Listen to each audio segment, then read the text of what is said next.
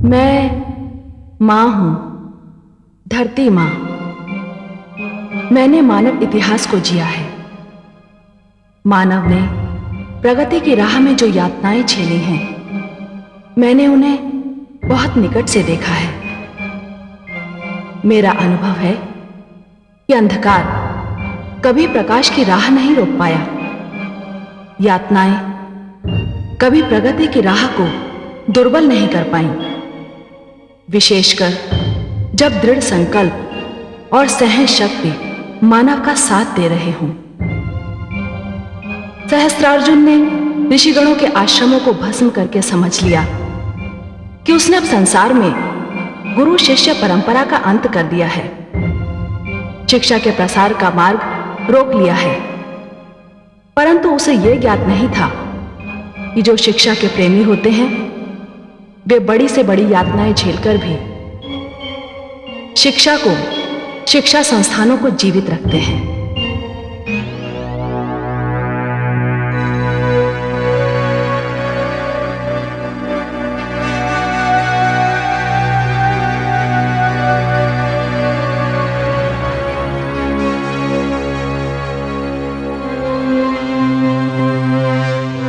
स्वामी,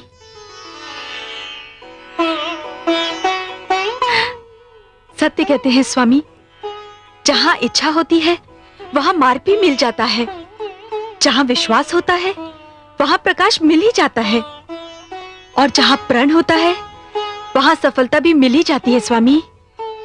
सत्य तो यह भी है देवी कि इतनी निराशापूर्ण स्थितियों में केवल एक नारी ही मुस्कुरा सकती है। स्वामी, हमारे शिष्यों ने निराशा के अंधकार में आशा के दीप जला दिए हैं। आप बाहर चलकर तो देखिए। बाहर? बाहर क्या है? स्वामी, बाहर जो है उस पर केवल सुनकर ही नहीं, देखकर ही विश्वास किया जा सकता है। आप आइए ना, आइए स्वामी, आइए, आइए स्वामी।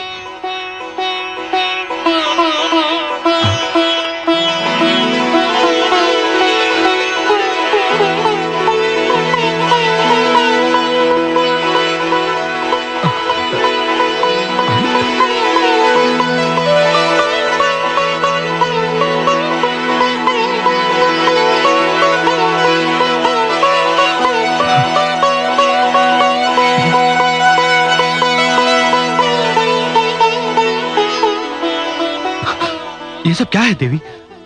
ये सब क्या है? ये तो आप इनसे पूछिए स्वामी।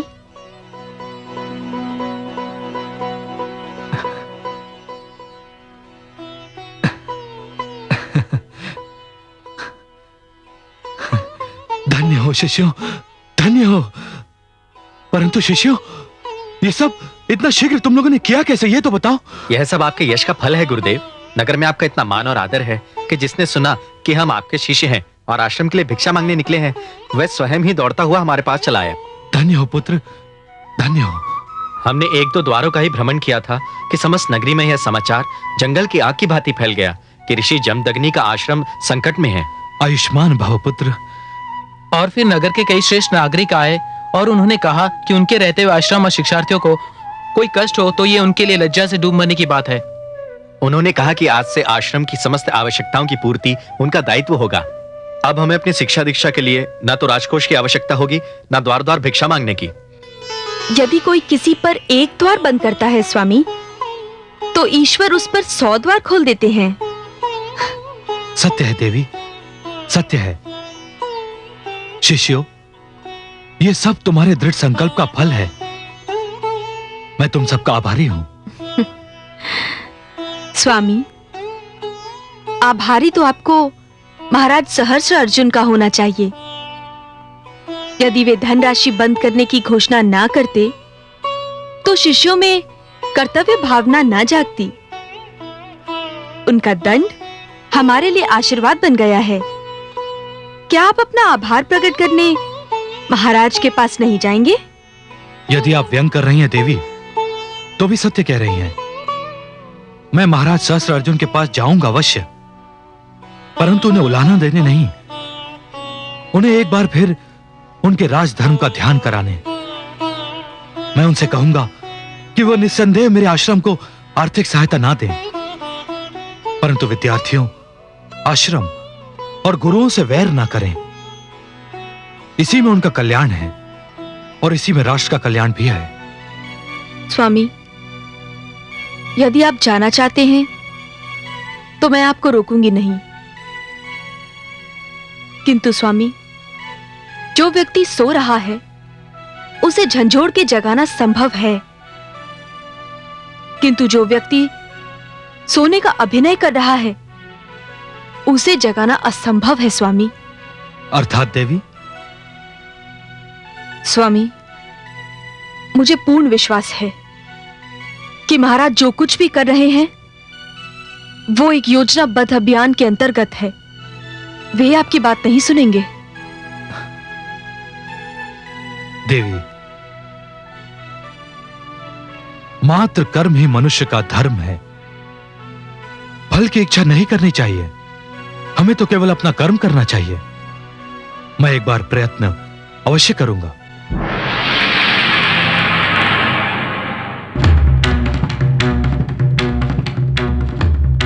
महेशमती नरेश की जय हो।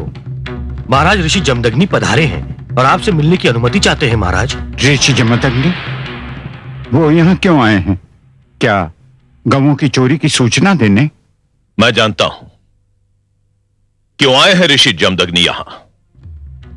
ये यहां स्थगित आर्थिक सहायता पुनरारंभ कराने आए हैं। अनुदान मांगने के अतिरिक्त कार्य ही क्या है इन ऋषियों का? परंतु सभागार के शिष्टाचार और सिद्धांतों के अनुसार हमें उन्हें बुलाना तो पड़ेगा ही। अच्छा है, उन्हें बुलाना ही चाहिए। मुझे जो कुछ भी कहना है उनके सम्मुख ही कह दूंगा। ऋषिवर को मान सहित बुलाया जाए।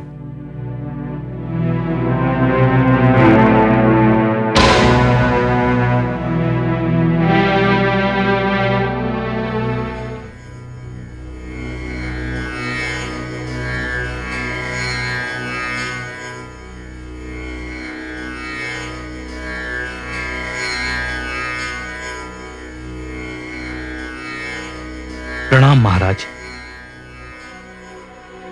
ऋषि जमदग्नि, हमारे सभागार में आपका स्वागत है। यदि आप हमसे अनुदान मांगने आए हैं तो हमारा उत्तर सुन लीजिए। यह संभव नहीं होगा। मैं अनुदान मांगने नहीं आया हूं। तो फिर क्यों आए हैं यहां? शीघ्र बताइए, हमें राज्य के आवश्यक कार्य भी करने हैं। आया तो मैं आपको कुछ स्मरण कराने, कुछ ध्यान दिलाने, कुछ समझाने के लक्ष्य से था। मुझे ऋषियों के उपदेश की ना तो आवश्यकता है और ना ही उनके लिए मेरे पास समय है।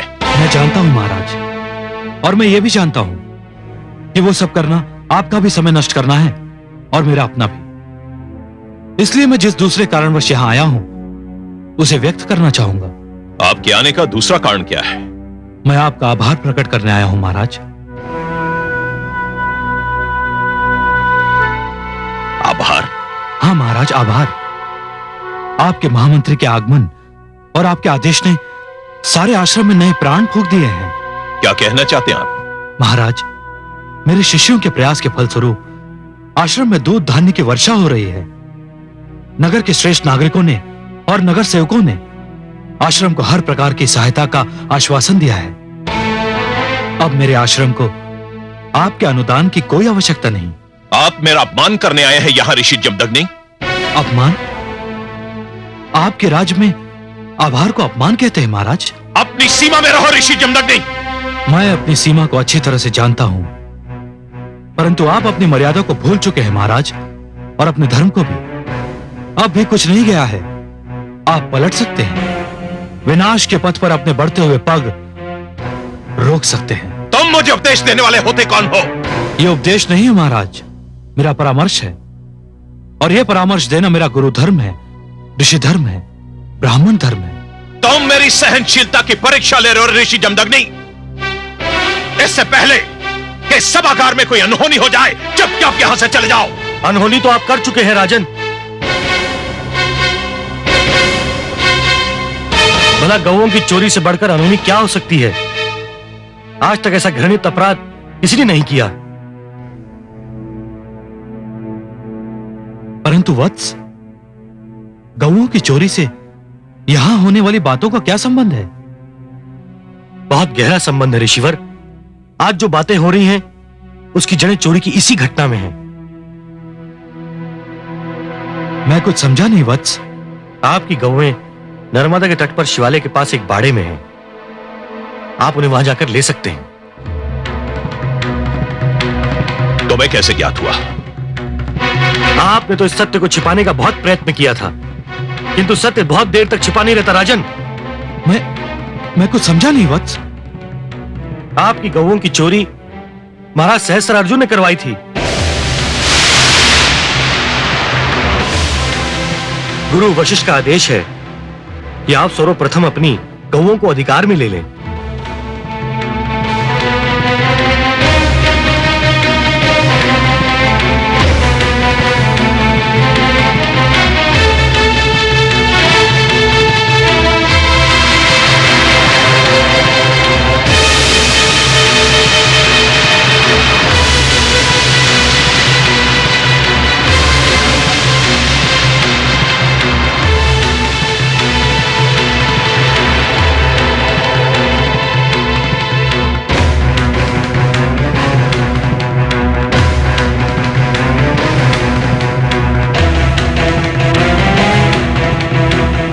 तुमने मेरे ही सभागार में मुझे अपमानित करने का साहस कैसे किया?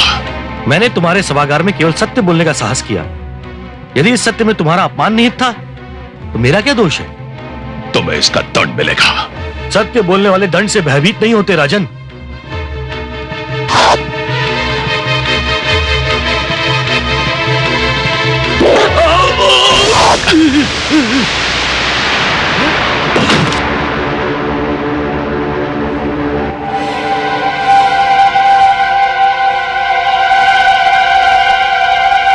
ऋषि जमदग्नि के आश्रम को जलाकर राख कर दिया जाए। इस धरती पर उसके आश्रम का चिन्ह भी शेष न रहे। वहां की हर वस्तु को आग लगा दी जाए। हमारी आज्ञा का पालन किया जाए। जो आज्ञा महाराज।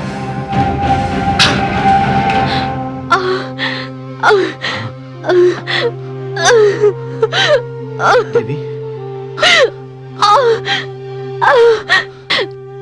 बहुत पीड़ा हो रही है। हाँ स्वामी, पीड़ा पीड़ा बढ़ती चली जा रही है। प्रसव पीड़ा लगती है। धैर्य रखो देवी।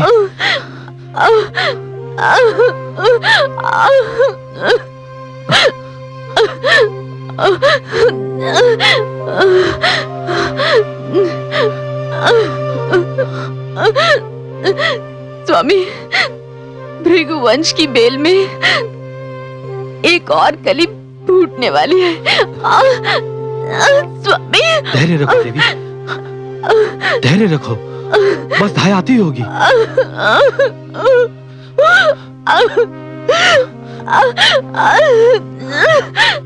धैर्य रखो।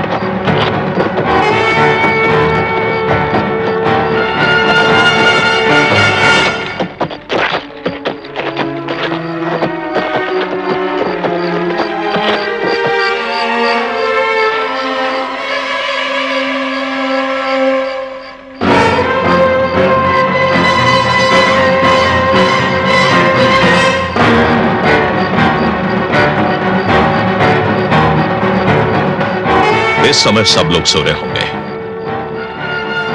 एक एक करके जाओ। एक बात ध्यान में रहे, कोई भी प्राणी जीवित नहीं बचना चाहिए। जिस अपराध का कोई प्रमाण नहीं होता, संसार उसे दुर्घटना समझकर भुला देता है। जाओ। जो आज्ञा।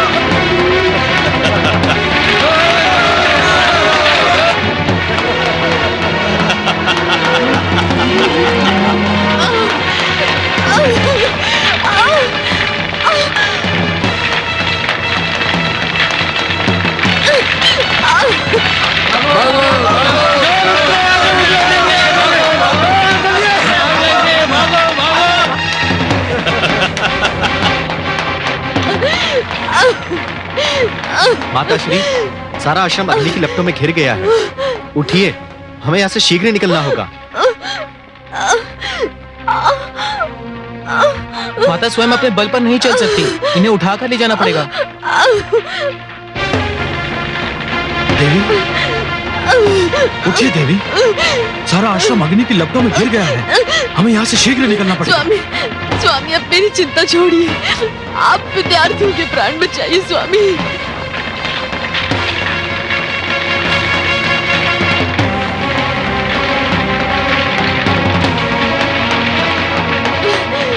आचार्य, आश्रम में लगी अग्नि देखकर ढाई यहाँ आते आते लौट गई। ये तो बहुत बुरा हुआ। जाओ शिष्य, तुम उन्हें यहाँ पुनः लाने का प्रयत्न करो, तब तक मैं इन्हें यहाँ से दूर ले जाने की चेष्टा करता हूँ। जाओ। उठिए देवी, उठिए। स्वामी, स्वामी मेरी बात मानिए, इन विद्यार्थियों के प्राण बहुत मूल्यवान हैं। हट मत करो देवी, हट मत करो। स्वामी, स्वामी इन्हें आने वाले कल का भार उठाना है स्वामी, आप जाइए, आप जाइए स्वामी। कैसे जाऊँ देवी, कैसे जाऊँ? मैं तुम्हें इस स्थिति में छोड़कर कैसे जाऊं? यदि मरना ही है तो एक साथ मरेंगे। उठिए देवी, उठिए।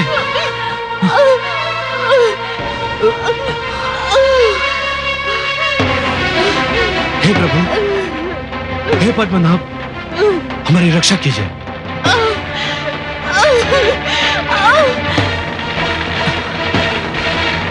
शीघ्र चलो शिष्यों, शीघ्र चलो।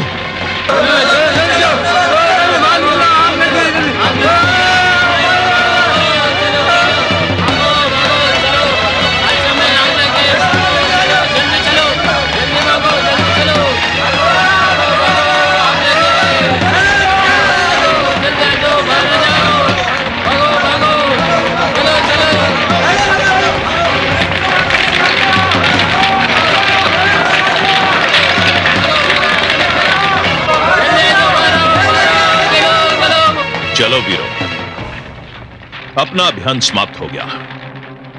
मैंने अपने राज्य में ऋषि कुल और आश्रम शक्ति को जलाकर भस्म कर दिया। चलो।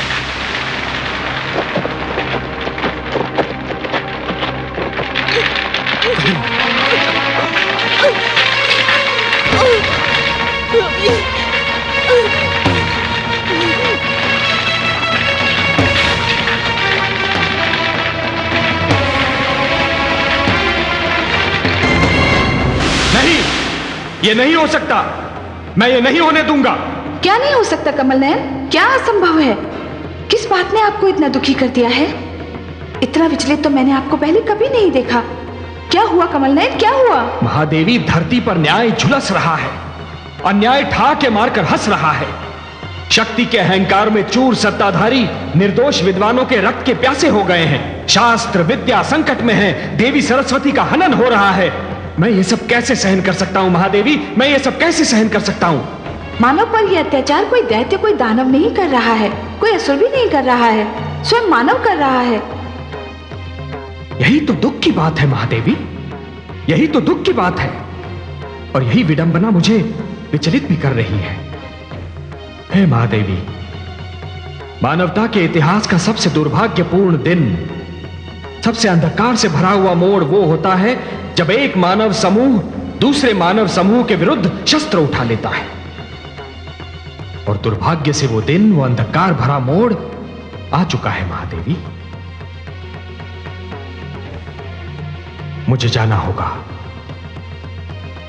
मुझे जाना होगा महादेवी।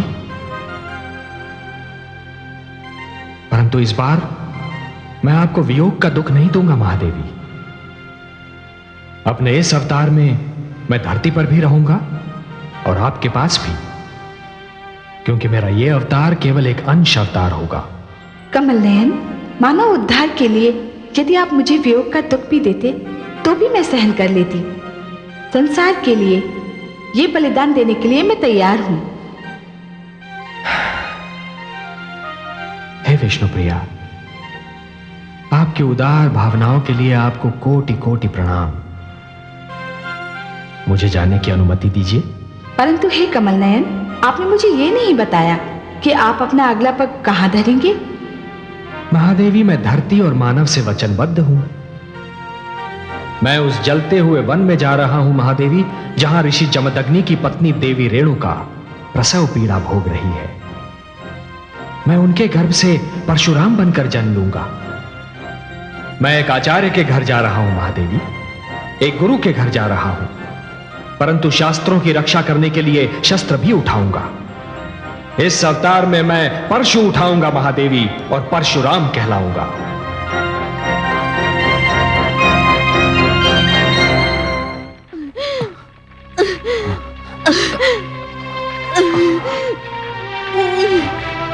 बैठिए देवी।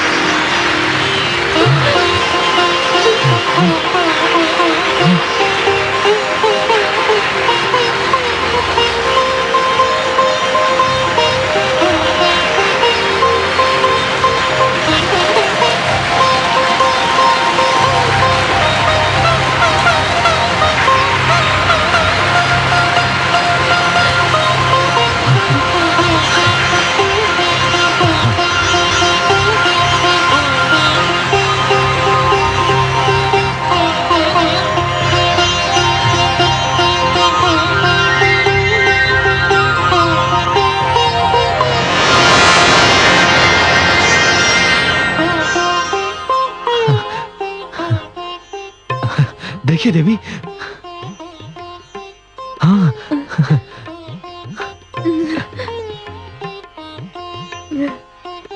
हे प्रभु, आप धन्य हैं प्रभु, धन्य हैं।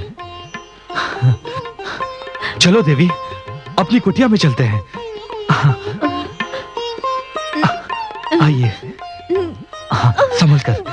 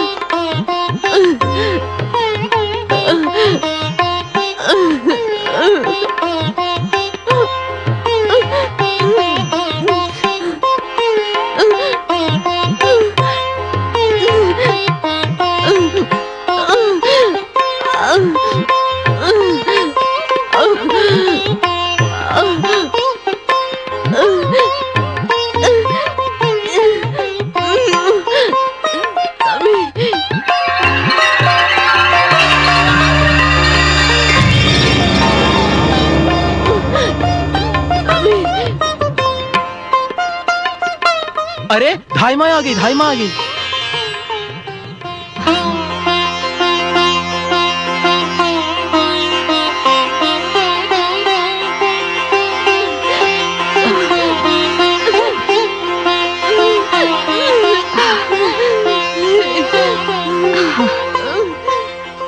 देवी, आप तो वो धाई नहीं है जो आने वाली थी। मैं उसी की छोटी बहन हूँ। वो तो यहाँ से भयभीत होकर भाग गई, किंतु मैंने सोचा कि इस स्थिति में प्रसव पीड़ा भोगती नारी को यूं ही छोड़ देना उचित नहीं होगा, इसलिए मैं उसके स्थान पर आ गई हूँ। आप तनिक बाहर जाइए, मैं हूँ इनके साथ। जी देवी, धैर्य रखो, सब ठीक हो जाएगा। चलो शिष्यों।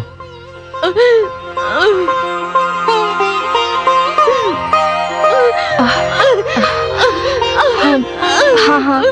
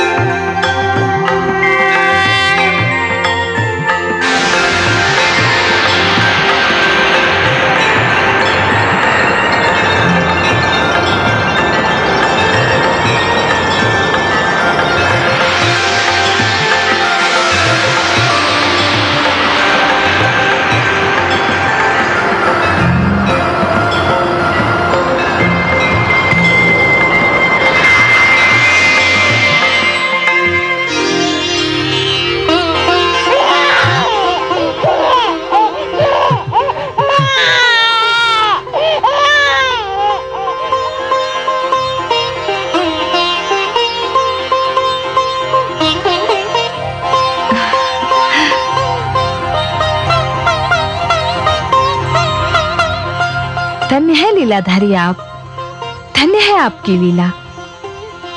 देवी रेणुका, आपको कदाचित ये कभी ज्ञात नहीं हो सकेगा कि आपके पास कौन आई थी और आपको क्या देकर चली गई। मैं अपनी धरोहर आपको सौंप कर जा रही हूँ।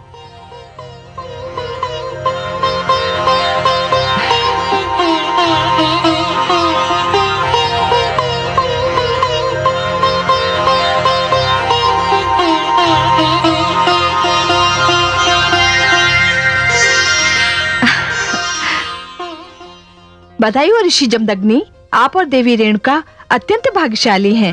आपके वंश में स्वयं नारायण ने जन्म लिया है। धन्यवाद देवी।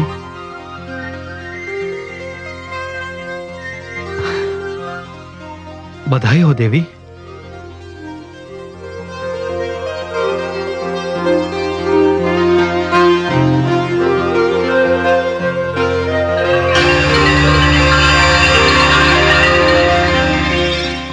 आपने हमारे वंश को एक अनमोल रत्न दिया है। स्वामी, आपको भी बहुत बहुत बधाई। आपने इस बालक के रूप में मुझे एक और आश्रय दिया है। देवी, पता है दाई क्या कह रही थी? क्या? कह रही थी कि यह साक्षात नारायण का अवतार है। और सत्य पूछिए तो जिस परिस्थिति में इस बालक ने जन्म लिया है, मुझे भी पूर्ण विश्वास हो गया है कि यह कोई साधारण बालक नहीं है। स्वामी, आप इस बालक का नामकरण इसी क्षण कर दीजिए। जैसी आपकी इच्छा। हे देवी, ये भृगुवंशी राम कहलाएगा। मेरा राम। और ये उन सब का विरोध करेगा, उन सब का सर्वनाश करेगा जो आश्रम को मिटा देना चाहते हैं। मैं मां हूं, धरती मां। जिस मां के लाल को जन्म देने में सहायता करने के लिए स्वयं माता लक्ष्मी धाय मां के रूप में गगन से धरती पर पधारी हो, उस मां का शिशु कौन होगा और कितना महान होगा, यह बताने की आवश्यकता नहीं। ऋषि जमदग्नि और देवी रेणुका के कुटी में शिशु के रूप में एक ऐसे इतिहास, एक ऐसी कथा ने जन्म लिया जिसकी गूंज अनंत काल तक सुनाई देती रहेगी। ऋषि जमदग्नि ने शिशु को राम का नाम दिया, किंतु संसार उसे भगवान श्री विष्णु के अंशावतार परशुराम ही कहकर पुकारता है। राम के परशुराम बनने की कथा जितनी रोमांचक है, उतनी ही यातनापूर्ण भी। और इस कथा का मुख्य खलनायक सम्राट सहस्रार्जुन था।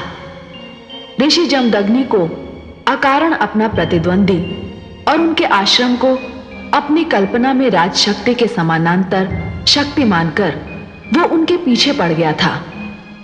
ऋषि जमदग्नि का एक आश्रम फूंक कर ही उसे चैन नहीं आया।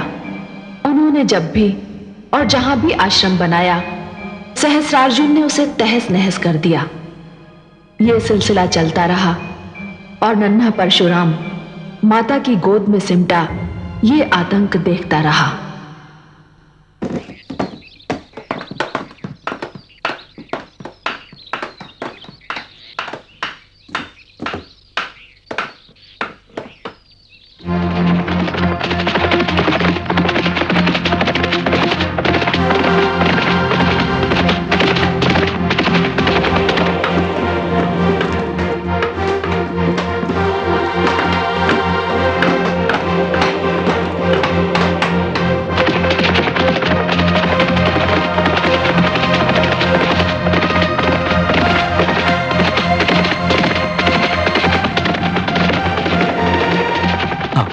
थोड़ा ऊपर और ऊपर शिष्य। हाँ। गुरुदेव, सहस्रार्जुन फिर अपनी सेना लेकर आ रहा है।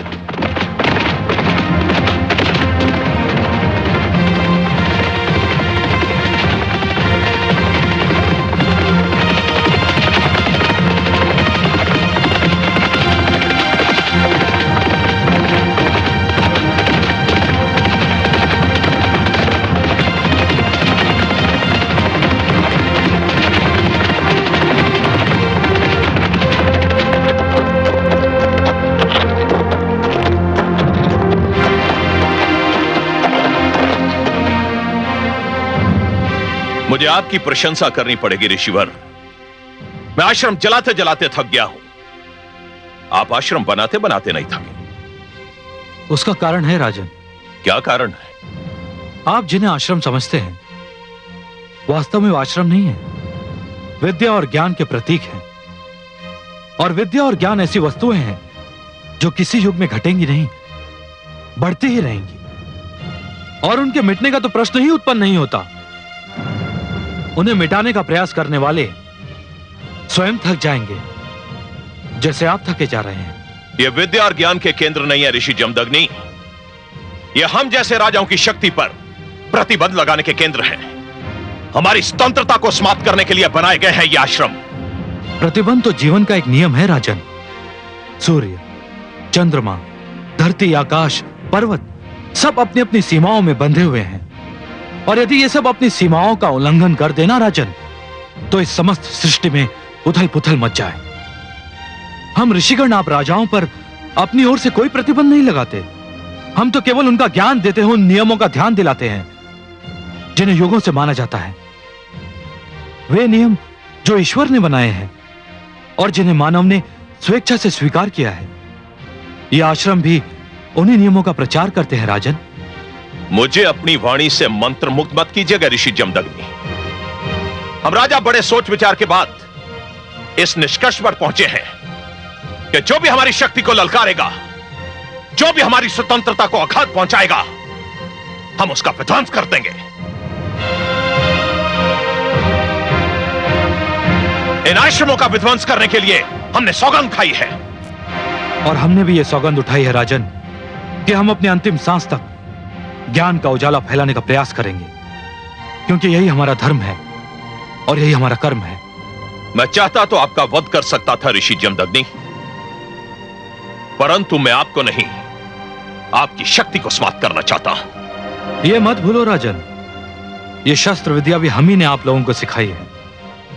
जो सिखा सकता है वो उसका प्रयोग भी कर सकता है, परंतु हम ऐसा करेंगे नहीं, क्योंकि हमारा लक्ष्य मारना नहीं है राजन, ज्ञान देना है।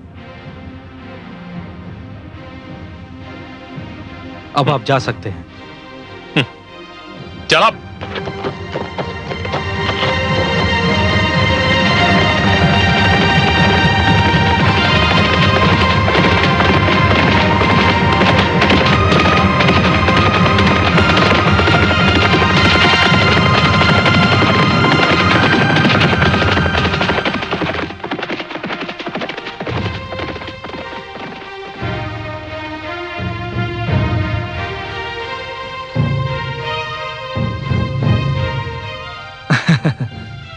पता है देवी, ये ऐसा क्यों कर रहा है? बार बार महाराज सहस्त्र अर्जुन का प्रहार हमारे आश्रम पर इससे सहन नहीं हो रहा है ना पुत्र? हाँ स्वामी, जब आप महाराज सहस्त्र अर्जुन के साथ बातें कर रहे थे, उस वक्त इस बालक के मुख पे जो क्रोध था वो देखने योग्य था। इसे फेंक दो, फेंक दो। आ पुत्र, इतने क्रोधित मत हो। क्रोध को अपने मन में समेट कर रखो। कभी कभी जीवन हमसे परीक्षा लेता है और उसी समय हमें धैर्य की आवश्यकता होती है। हमने इन राजाओं को शस्त्र चलाना सिखाया पुत्र, परंतु स्वयं शस्त्र हाथों में लेना हमें शोभा नहीं देता, क्योंकि हमारा कर्म शस्त्र और ज्ञान का प्रचार करना है।